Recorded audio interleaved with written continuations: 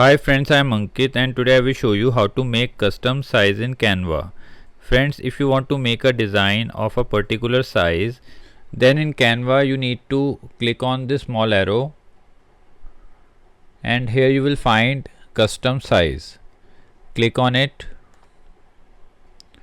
Now here you can select the units in pixel, inches, mm and centimeter. I go with inches.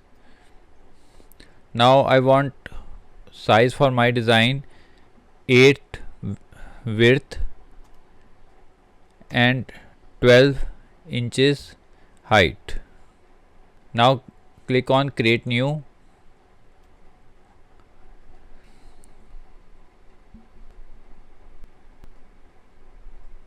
Now here in files you can see the size of the design. Here it is showing 8 inches into 12 inch. So friends, like this you can very easily make a custom size in Canva. If you like the video, then press on like button and don't forget to subscribe our channel and press on bell icon to receive email notifications free of cost.